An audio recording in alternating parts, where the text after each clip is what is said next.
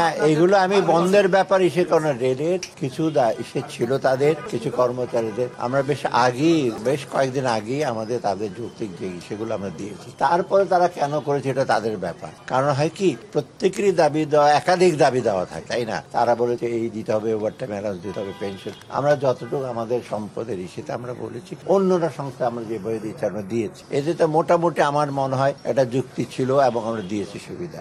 এখন যদি তারা বলে আরো সবগুলো একসাথে দিতে হবে, তা আপনারা বুঝতে পারেন অর্থের সংকুলন তো আমার করতে হবে। অর্থের সঙ্গে আমি তো বাইরের থেকে বড় করছি, করে যেমনি হোক মোটামুটি একটা সে স্টেবল পর্যায়ে নিয়ে আসছি। অতএব এখন যদি অন্য অন্য দাবি দাওয়াগুলো এগুলো দরকার হলে মন্ত্রণালয় ইস্যু করবে। অতএব এইখানে কিন্তু আমার এখন যখন আসে যৌক্তিক কিছু থাকলে সাধারণত অর্থ মন্ত্রণালয়কে আমরা মানা করি। বিশেষ করে মানবিক কারণে বা মানুষের চাকরি বাকরি যে অসুবিধা হয় সেগুলির ব্যাপারে যথাযথ আমরা চেষ্টা করি। না, নতুন যেগুলো বলেছি সেগুলোর সাথে অন্যান্যদের একই দাবি আছে। অর্থাৎ আমি তো আলাদা করে আমি রেলওয়ের ওদের জন্য বলবো যে তোমাদের জন্য আমি দেখলাম, কিন্তু ওরা যেটা বলেছে ওভারটাইমের ব্যাপার ছিল ওদের যে ইস্যুটা, সেটা আমরা সলভ করেছি। আমরা ঠিক আছে ওভারটাইম ইস্যু করি। অন্যগুলোর এখন যদি বলে যে আমরা পেনশন, গ্র্যাচুইটি এগুলো যোগ করতে হবে, তো অন্য অন্য সংস্থা তো আরো অনেক দাবি আছে। আপনার নিজেরই সরকারি কর্মচারী অন্য মানে যেটা আমাদের কাছে একটা ছিল ওভারটাইম মেনে আমরা অলরেডি সার্কুলার ইস্যু হয়ে গেছে, এটা আমরা বলেও দিয়েছি।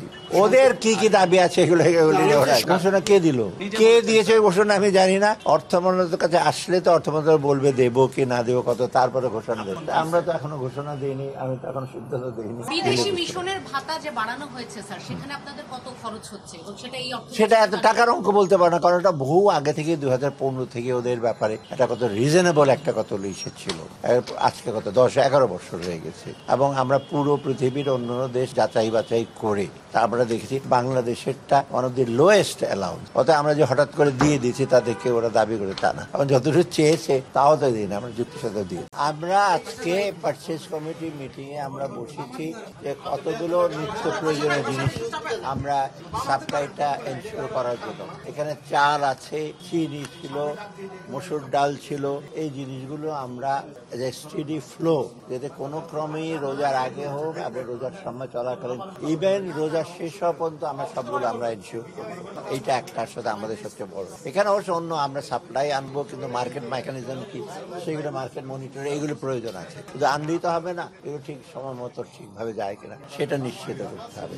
আর দ্বিতীয়ত সারের ব্যাপারে আমরা বড়টা সামনে আসবে, ইমিডিয়েটলি টিএসপি কতগুলো সারের এইগুলো আমরা কিছুটা অর্ডার দিই। অর্থাৎ এই দুই সেট। আর একটা আছে আপনার একটা বিল্ডিং হওয়ার কথা, সেটা আমরা বলছি আপাতত না। এখন প্রয়োজনীয় হলো আমাদের খাদ্যদ্রব্য, সার, জ্বালানির ব্যাপারে আমরা এগুলো নিশ্চিত করা। তবে এটি হলো আমাদের